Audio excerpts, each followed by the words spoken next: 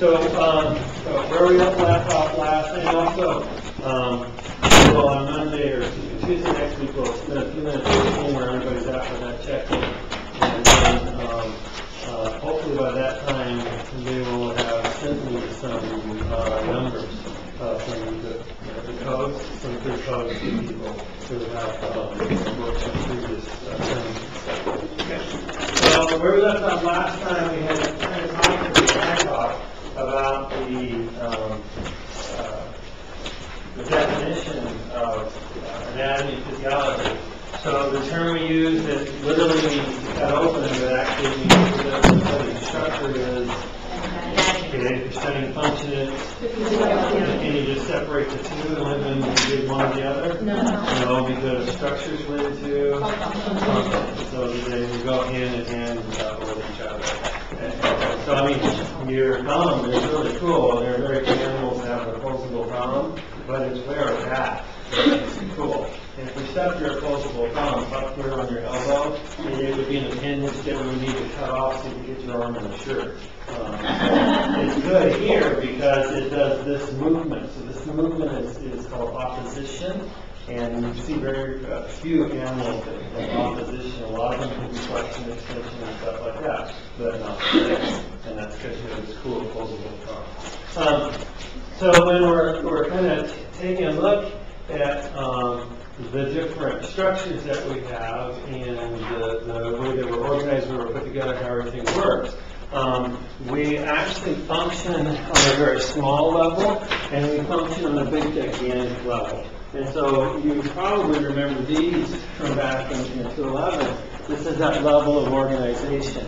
And so in our class, we're studying human anatomy. So we stop the organism level with human beings. But you remember from your biology class that the reality is, if we're taking a look at the rest of the planet, then it can't stop with human beings. So if you have past the organism level, if you have a group of organisms who are the same species living in the same area at the same time, that's a population. But populations don't exist by themselves, so they're together with other living things. We call that a community, and the community lives with the physical environment, so that's an ecosystem. And then you can't have one ecosystem, it's in a whole planet, you have an ecosphere, and so it just gets bigger and bigger. But for us, this is where we focus everything. So what we do is we talk about at the very lowest level, the most simple level, we have atoms. And so this is our chemical and molecular level. And atoms are like hydrogen and oxygen and nitrogen and lithium and magnesium and sodium and potassium, all those different guys. So that whole periodic chart kind of thing up to about number 92. And then after that, they're all man-made elements that we do in particle accelerators. So you don't have many of those that can do. And so we put all of these guys atoms together, and we can make molecules, and we can make some structures that are called compounds, and we can make these really kind of complex things, but they're all very, very, very small. They're down on that chemical and molecular level. So what they're showing you here is they're showing you a complex protein molecule, and this one happens to be one that is called, it's down in the muscle fibers, and it's a thin filament. We sometimes call him actin, but the reality is just these two red strands are actually actin. And then this guy interacts with another larger protein, this guy right here, and he's called myosin. And the two of them together interact, and when they do, they cause muscles to contract. And so these are the two big players that are in charge of muscle contraction. And since they slide past each other, the process and the way that they work, we call it sliding filament theory. And in about 6 weeks or so, we'll go through this in great detail.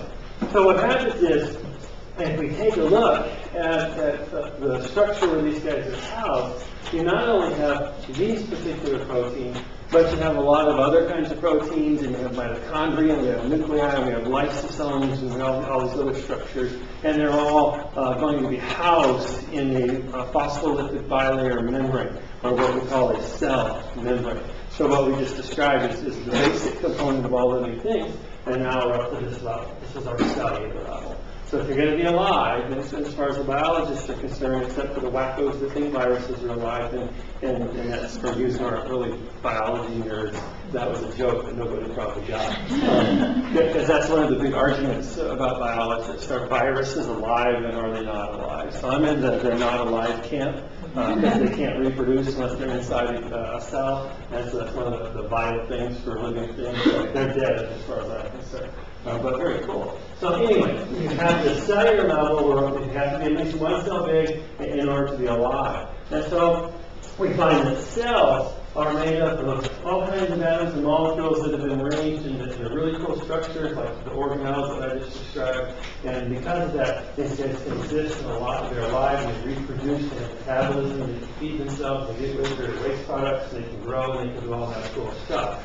And that's an okay place to be if you're an amoeba or a protist or something like that, a bacteria, but it doesn't work if you're going to be a human being at the cellular level. So we've got to take cells and put them together, and when we do that, we end up with a tissue. So the cell is the basic structural functional unit of all living things. And when we organize cells into groups that perform some kind of job, then that's the tissue level. So the definition of tissue is simply a group of cells that work together to perform a specific function. Now when we take a look at tissues, and we'll get to tissues next week in lecture. We're going to start tissues for sure next week in lab. One of the first things you'll learn is the basic classification of tissues. And so we have nervous tissue, and we have connective tissue, and we have muscle tissue, and we have epithelial tissue. And it would be really nice if we just left it at those four names, but we couldn't. And so the epithelial tissue is divided into a bunch of different kinds, and there's 3 kinds of muscle tissue, and so you have to go and take a look at the subdivisions also.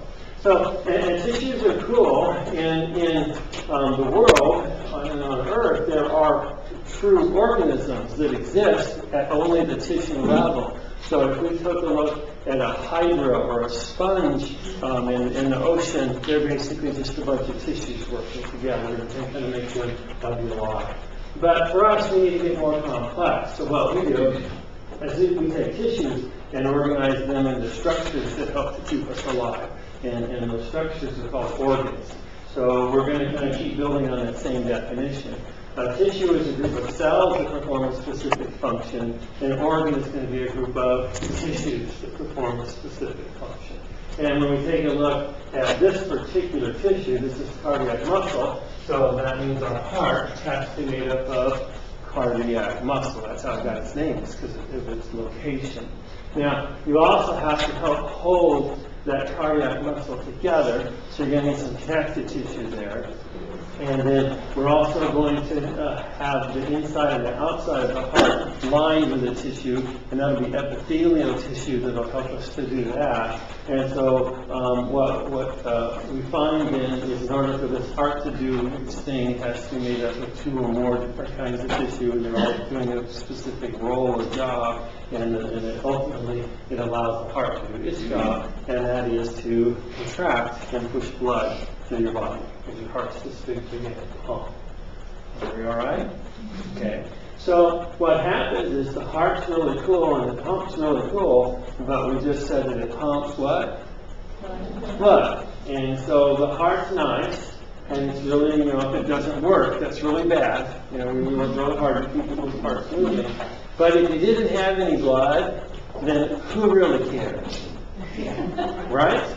So that means when we take a look at this heart, he has to work with some other tissue in order to do his job in the body, and that's the blood.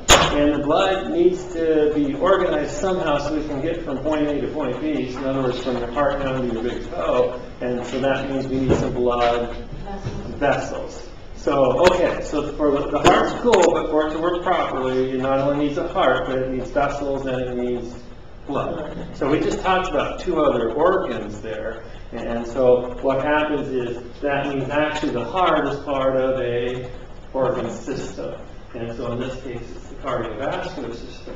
So then building on that same definition, a system must be a group of organs working together to perform a specific function. Are we okay so far? Now that's cool, and the cardiovascular system is really, really neat. And when we do that in 232, everybody always likes those 3 chapters because they find it very interesting. But the reality is, if the heart is going to push blood around, one of the reasons they push blood around is to do what? Yeah, to give oxygen to the cells. And so when you were in 211, you did cellular respiration, right? Okay. So what's the gaseous byproduct of cellular respiration? CO2. Turns out CO2 plays havoc with our body fluids if you let it hang around too long because it changes the pH.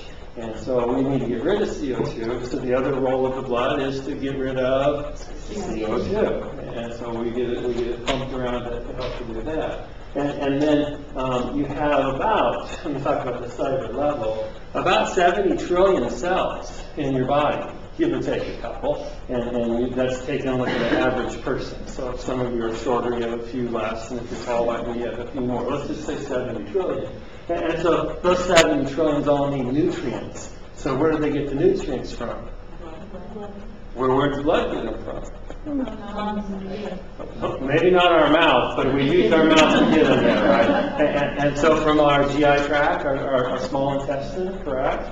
So in order for the heart to do its job, it needs blood to go through blood vessels, but who cares about blood if we don't have a respiratory system and a digestive system? Are we okay? And then we're going to go through metabolism and build up all kinds of waste, and we need to get rid of it. And the reality is, our digestive system doesn't really get rid of waste. It gets rid of it a little bit. That's not exactly true. But its primary job is to get rid of stuff that we couldn't digest. And so we get rid of waste through our urinary system. And if you didn't get rid of that stuff, it would build up and toxify your body. Are we okay? So the heart's really cool and it pushes a lot of blood through these really cool blood vessels, but it really sucks if it doesn't have a respiratory system, a digestive system, and a urinary system. Are you with me so far? So that really means is on an organism level, what we have is we have a group of organ systems that work together to form a specific function. And that function happens to be maintain us. Are we okay? Making sense? Right. So that's based on our basic kind of grouping and classification in terms of just how things are organized. Now, if you take a look in your textbook, what happens after this and what happens to the abstract from all we know is they used to have several pages. Now I'm using more pictures. It's nice. They kind of have all these systems that are here, and the first thing that happens when people look at all these systems, they start to do a little bit of a freak out. Go, what am I supposed to know here? So the reality is, this is 231, 232, and 233 all on one page. And so our job will be to take a look at each one of these systems in the next 3 terms and learn about them in really great detail.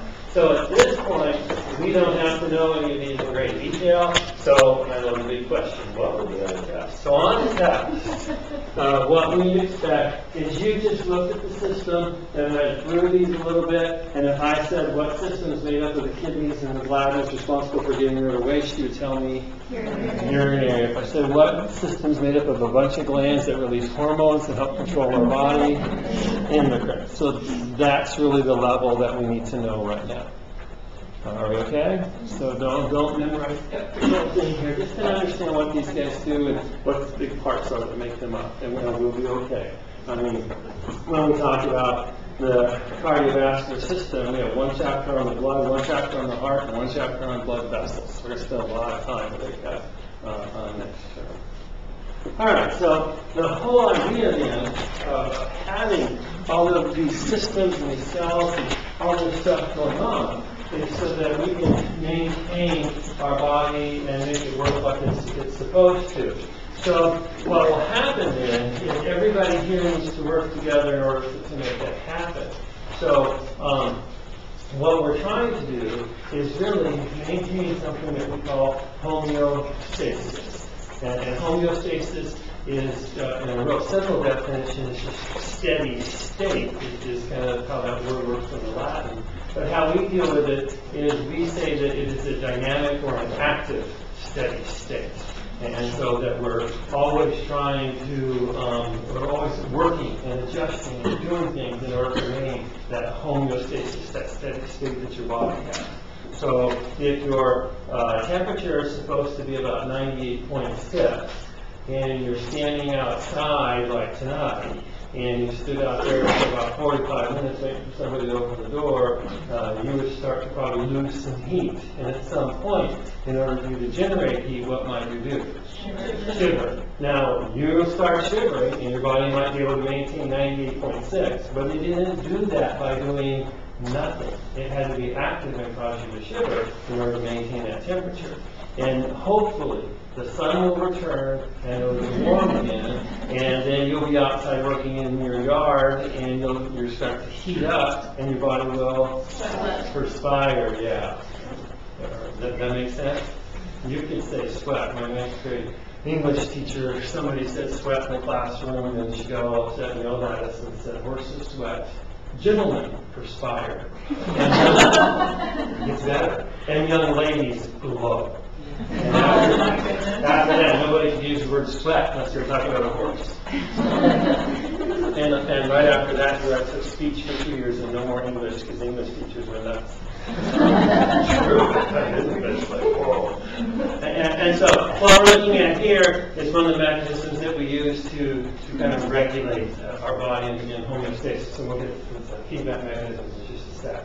So if you take a look where it says homeostasis, as you know, it says regulated via two general mechanisms, autoregulation and extrinsic regulation. So autoregulation is when the activities of the cell, tissue, organ systems change automatically when faced with some environmental variation. And then extrinsic regulation says results from the activities of the nervous system and or endocrine system. Those are our two control systems in our body, and their effect on the systems that they maintain. So here's how this would work. So if we take a look,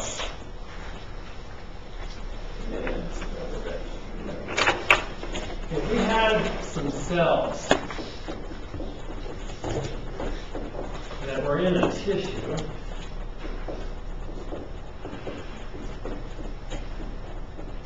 and these guys would all have to be supplied with blood and oxygen, right? So we're going to have a little tiny cell right here. And this thing's called capillary. And let me stop right here. We'll get our first lesson on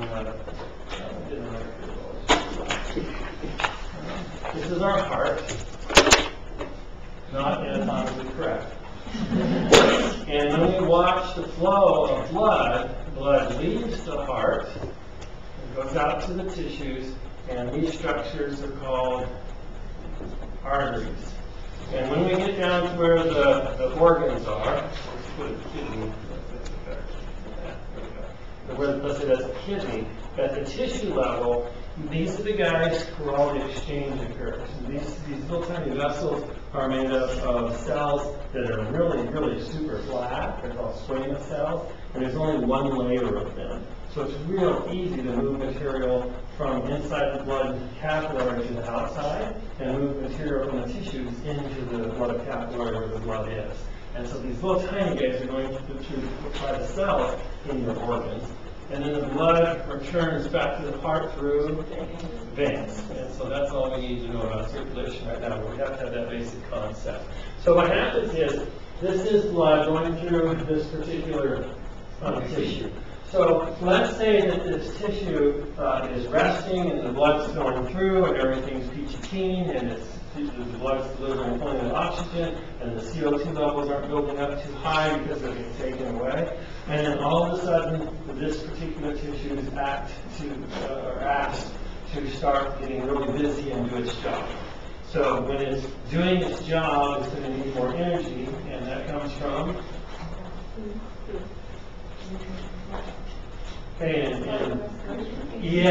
what part of cellular respiration?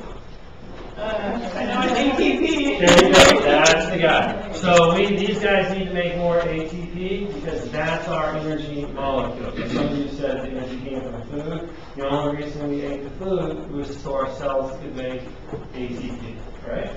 So in the process of making ATP, we produce more CO2. Now, on this auto-regulation level, what happens is, you've got a little muscle that's surrounding this capillary, and he's called a sphincter muscle, and his specific name is he's a precapillary sphincter. So he's a sphincter muscle in front of a capillary. Well, sphincter muscles are like this. They're circular, and they close, and they open. They close, and they open. You're familiar with at least 4 of them.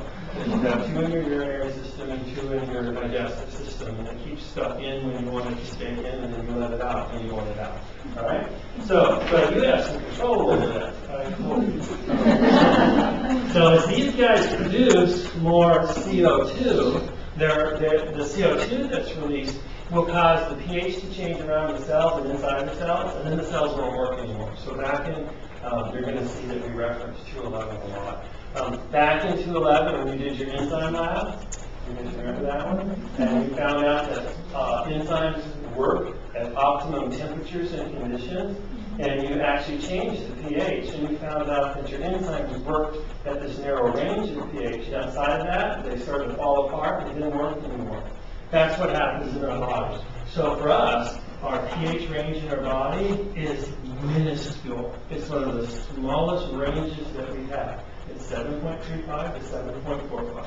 If you get past those, you're in acidosis or alkalosis, and your body doesn't work well anymore. Are we okay? All right, so here's the deal. As CO2 gets released, it causes the pH to become, the fluid to become more acidic, and the pH goes down. That's bad for the cells because the enzymes won't work and they can't do their job anymore. All right, and that means they're also using more ATP, so they need more what to build it? Food and oxygen. All right, okay? Now, what's one of the 2 big jobs of the blood? Oxygen and CO2, right? Okay, so as the CO2 builds up, it automatically, causes this sphincter to open up. He relaxes. When he relaxes, the lumen in our capillary gets bigger, more blood goes in, more oxygen is delivered to the cells, more CO2 is taken away by the blood. Does that make sense? All right. So everybody put their finger up. And do this little test. And then stop. Okay, now, what you did when you did that really fast, you caused those skeletal muscle cells to work harder, and when the CO2 starts to build up, the precapillary sphincter opens up, and we get more oxygen to the tissues, and take away the CO2. Did you have to think about that? Did it happen just in your finger? No. Yeah, that happened. Down here, no big demand for oxygen. Like you were doing. Right? So that is happening in your finger. That was auto-regulation. Does that make sense? Okay, let's take it to the next step then. We say that we have extrinsic regulation where the nervous system or the endocrine system can tell us what to do. Are we okay? All right. So you're walking across the parking lot tonight, and it's dark, and you hear a noise, and you go, oh, that's a weird noise. And then so you go a little farther, and you hear another noise, and then you start to get maybe a little bit upset and tense and those kinds of things. And so what happens is all of a sudden from behind the bushes, Michael Jason Freddy with a machete was ripping off Jamie Lee Curtis' head already on the top. She's dead. She's a goner. She didn't make it through that Halloween movie. And now he's after you. Are we okay? So sympathetic nervous system kicks in. Are we okay? Challenge with me. Go ahead. I said that wouldn't be much of a challenge with me. So you take off running, right? Are you with me? Now, just before you went to the parking lot, you had sit down with your friends and had 6 pieces of pizza and some of those potato thingies with ranch dressing on there and 4 or 5 Cokes. Now, what was going on in your stomach? Digestion. Through what kind of mechanisms? Part of it is auto-regulation because of stretch receptors, and part of it was your nervous system. Are we okay?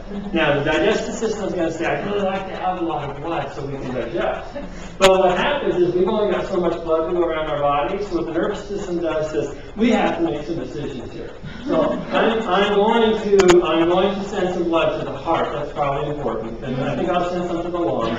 I need to send some to the brains because in case I'm not a fast runner, I'm going to have to outsmart this guy. And so in order to do that, I've got to not send some blood to other places. Well, I choose the digestive system. And so we tell all those precapillary sphincters to the nerves to close off, not entirely, because we don't want your stomach to die while you're running away. And so that most of your blood went to those vital structures we needed to survive. Now, during that process, CO2 starts to build up. And these little precapillary sphincters and the tissues there are going, we need more oxygen, we need to get rid of more CO2, but the nervous system and the brain are going, wait 5 minutes. You're not going to die in 5 minutes, and we'll know whether we're dead or not, and then it won't really matter. And then you escape from Michael Jason Freddy, and you're okay. And then what happens here? Nervous system says it's okay. The CO2 tells the sphincters to open up, and we're back to digestion again. Did you see the difference between the two? All right, so one, the nervous system and nervous system is controlling, the other one is on the tissue level itself. So, in these processes, then, we have to be able to perceive what's going on in the environment. So, when you perceive that Michael Jason Freddy was macheting, maybe with Curtis' head on top of the water was going to be around, what was the first thing you perceived? Dead? No, when you were walking the park lot, what was the first part of our story? You heard a noise. So your ears picked up a noise, right? And then you heard a second noise. Then you turned your head and saw him. And so every time we had an external stimulus, we had something that perceived that, and that something's called a receptor. Okay? So in our pathway, so that we're going to perceive our internal and external environment, the first thing we start with is a receptor. So in your notes, it says regulatory mechanisms always have 3 parts. The first one is a receptor, something that's sensitive to change in the environment. Now, what will happen is once we perceive that change has occurred, then we have to take and make a decision about what to do. And so, what we're going to do right now is we're going to say where we make that decision, it's just called an integration center. So eventually when we get to the nervous system and endocrine system, we'll talk about specific places. We're going to do a little bit generic right now. Okay? And then after that, once you've decided how you're going to deal with the stimulus, the integration center needs to talk to somebody who's going to take action. So in our body, we just generically call that an effector. Are we all right? So receptors perceive a stimulus, they're stimulated by a stimulus. The integration center decides how to deal with that, and it sends a message to an effector. And we typically will send messages around our body in 2 ways, either through the nerves of our nervous system or through the chemical messages that we have in our endocrine system. They're called hormones. And those are our 2 ways that we send those messages. Are we okay? So in your notes, what I did is the simplest example of this is simply to use your nervous system. So here is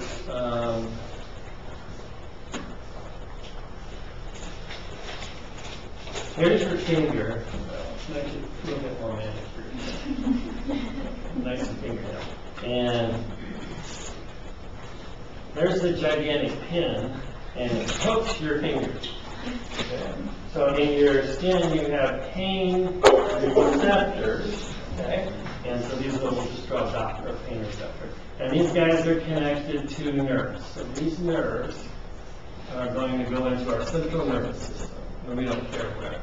So this nerve is called an afferent neuron, it's a cell. or it's also called a sensory neuron. All right? So, poke your finger, big neuron goes up and goes into the central nervous system. Central nervous system decides what to do with it. In this case, this is going to be a really simple kind of reflex. It's going to go into your spinal cord and come back out again. You don't want to mess around with your brain, because what would happen is you would have to come up and go to the brain, and the brain would go, wow, that really hurts, we probably should pull our finger away. Yes, I agree, let's pull our finger away, and pull your finger away, and the pin's already out the other side of it. And so, when we talk about reflexes, these are hardwired responses that can occur really quickly, and so this is going to be really fast. So it goes into our CNS, and it comes back out through another different nerve. So this one's called an efferent, or efferent, or motor nerve or neuron. And it goes to our finger, and it goes to an effector. And so what's our effector?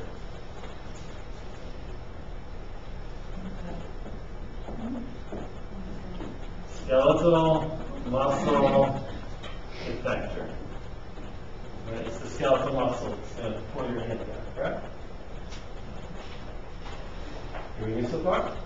Okay. So now what we've just done is we've completed a basic reflex arc in your nervous system. Okay? We're going to do these a bunch of times. This term is showing different kinds of examples. This is a basic pathway your nervous system can use over. And we won't worry about the endocrine system right now. It's a little more complicated. Are we all right? I have a question. Uh-huh. On our notes, you have it kind of mapped out as receptor, sensory neurons, control center. Are the motor neuron and the effector the same thing? No, the effector is when we send our message, the effector is what responds to it. So this guy, the motor neuron, is called an efferent neuron because he goes to the effector and causes him to do something. And then the responses we have through the integration center are really dependent on what the hardwiring is. So you've probably all done this. You've been cutting something, getting ready, preparing dinner with a really sharp knife, and as you cut, you could actually sort of feel and see the knife start to go into your finger, and then all of a sudden your finger pulls away. And so just about the time you cognitively perceive, and your finger's already moving away from that. So the pain receptor goes into the spinal cord, connects with the effector, and goes right out. So the neuron goes in, the neuron goes out. It's a pathway that you created way early in your development inside your mom, and it's just there. Are we okay? So that's kind of a lower order sort of reflex. There are other kinds of reflexes that are more learned, and so in those cases you might have a little stuff going on in your head and how you respond. And so your spouse comes in and goes, honey, you won't believe what happened to me. And by the tone, you're not sure if that means he just got a big raise, or he just spent all of your last money that you had on the latest controller for Nintendo or whatever, or a sheet, whatever. Does that make sense? And you're trying in your head, you actually that's where your integration center is for this one. The receptor brought the message in to the hearing, and you're going, how should I respond? And a little bit different kinds of response in that case, but same thing. Are we all right? Okay, and I should tell you, I'm going to check in a lot. So I'm going to ask you, are you okay, or are you all right? If you are, just go like this, and if you're not, go like this, so raise your hand.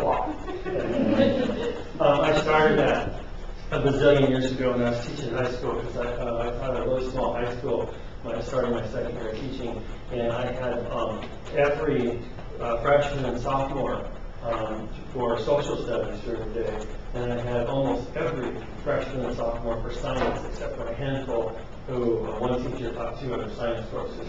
And so I learned really early freshmen, they're just freaked out.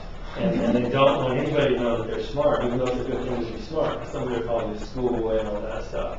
And so you'd ask them, is everybody with me? Do you understand? They go, and they come in at lunch lunch after school, and was really a little lost, dude. Like, well, why didn't you say something like that? Oh, really? Come on. And so we got into a little agreement that I would occasionally ask, and they would give me one of these, or one of those. So if most of the class going like that, cool, we're good. If most of the room like that, I'm not going to go this again. So that's how I kind of took care of that. So I just got to have it asking. So if I check in and you're lost, just say lost, and then we'll go over it again for you. All right. So taking a look then at what we're trying to do is we are trying to maintain homeostasis by having all these receptors in different parts of our body that perceive the outside and the inside, and then being able to respond to that. And so what we have are two kinds of mechanisms. We have a negative feedback and a positive feedback mechanism. And this is your book's example of a negative feedback mechanism, and it actually works pretty good. So in a negative feedback system, what will happen is I'll have a stimulus. The response to the stimulus is to make the stimulus go away. And in a negative feedback mechanism, it usually acts totally and to do something that opposes that stimulus, or it's a very simple step that's taken that opposes or changes the stimulus. And so in this case, in your textbook, they use temperature, and so what happens is your body temperature goes up, the blood gets warmer, the hypothalamus is in charge of thermoregulation. He actually is going to send some signals out that go out to your skin where your effectors are. And so then what will happen is we'll start to perspire more and our blood vessels will dilate so we can bring warm blood from the core of our body to the skin where the heat will leak out because the perspiration leaves, and we'll bring the cooler blood back to the core and bring more hot blood back up to the skin, and it goes in this cycle. So eventually all the blood gets returned back to its normal temperature, and then the vessels kind of go back to their normal state or whatever. Or we just maintain a certain rate of perspiration and blood flow to maintain that temperature. Are we okay? So the concept was temperature went up, we took direct action to oppose that temperature change by perspiration and vasodilation, so the temperature went back to normal. Negative feedback. All right? How does this correlate to someone like a child who has a fever? Like your core temperature is up and they're perspiring to help to cool the cells down. Is this when the fever, what happens to break the fever other than it's, say, medicinal intervention? Well, and that's when you're sick, that's a little bit different than this. And so this is going to sound really bizarre, but when you're sick, you create a fever to try to get back to homeostasis. So the homeostasis in this case is not being sick. Does that make sense? So when we get to 233, we'll talk about this in great detail. But when you take a look at your immune system, when you go from 98.6, you start to go up. With every degree, I think it's a degree or 10th degree, half a degree, I can't remember exactly. But every certain amount that your temperature goes up, your immune system function goes up about 10 times. And so once our temperature gets up a little bit, when we get to about 101, our immune system is just cranking. It's really doing the best at 101. It loves 101. It works well at 101. We don't feel very good at 101. And so what we do is we immediately run in and take aspirin, ibuprofen, and Tylenol to get that temperature back down again. Well, the other thing that happens is if you've got some kind of, so H3N2, that's the new flu that's running around. The bad news is that's a nasty flu, and when you get it, you're going to feel like crap. That's more than most flus. The good news is the flu vaccine is pretty effective against that one this year. So the CDC and all those guys guessed right. So if you got the flu vaccine and you get that particular flu, it's a good chance you won't get it, and if you do, it might not be as bad. If you do get it, then it's going to really suck. But that virus, he likes it when your body temperature is 98.6. That's why he got inside of you. You're his comfortable little organism where he can grow. If we take the temperature of your body and go up to 101, the virus, his metabolic activities don't work as well, and he can't replicate as fast. And if he can't replicate as fast, he can't make any copies, and it gives our immune system a chance to go in and start killing these guys off, and hopefully we can get rid of this sucker in a few days. Does that make sense? So that's a little bit different than this kind, because what's happening in a fever when you're sick is your body, your immune system is taking steps to actually cool your body. It tells your body that you're cold, which is why you have a burning fever and you're going like this. We are basically tricking your hypothalamus into thinking that you are cold, so he cranks up the temperature. And we're doing that to try to get rid of that. So that's the way to children. It's hard to let your kid get up to a temperature of 101. So most people it is. So I have let my kids get there, but once it gets like 101.5, I'm like, okay, I've had enough. Let's get that ibuprofen, because now I'm starting to get a little concerned. So, but 101 is where our immune system really likes to do these things. So that's what's in there. So what about when you are with the sick and it gets to 104? Then take something and get it in. Yeah, I mean, you could go for 104 for a little while, but my question would be why? Because it's not helping your immune system, and you're only running the risk of something bad happening, so you get no benefit from 104. Well, my temperature wouldn't come down, and that was the problem. Oh. It wouldn't come down, and I was just curious, because you said, it cranks up so much. I'm like, at 104, and I'm in the fire came on at that point. Yeah, you have a really severe immune response at that time. Mm-hmm. Yeah, and so you don't really want it to be that high. So usually by that point, if they're just going to stay there, they would put you into a cold bath and all that artificially. So those are pretty nasty. All right, are we okay with this one? Okay. All right, so when you take a look then at what we call normal, what they're trying to show you with this graph is there's no one normal or one number that's really normal. So whenever we talk about normal, we're going to say that normal for us will be what we call high normal and low normal. So what they're showing you with this picture is if we were taking a look at somebody's body temperature, then if they were anywhere within here, we would say that would be considered normal. Okay? If we take a look at a graph of blood sugar levels, anywhere between 80 and 100 is considered normal. And so normal is always a range. So it's something we have to kind of get used to when we're talking about us and maintaining homeostasis. So, oops, we're going. Okay, good. Let's go over here first. So, in your book, the other thing that you have are positive feedback mechanisms, right? Now, this is Martini's example in the book. I think this example kind of sucks. So, just to be honest. And I also put see page 663, because this is even a good picture. So, if you look at page 663 in the textbook, you'll see a big picture with a big circle on it. Did everybody see that?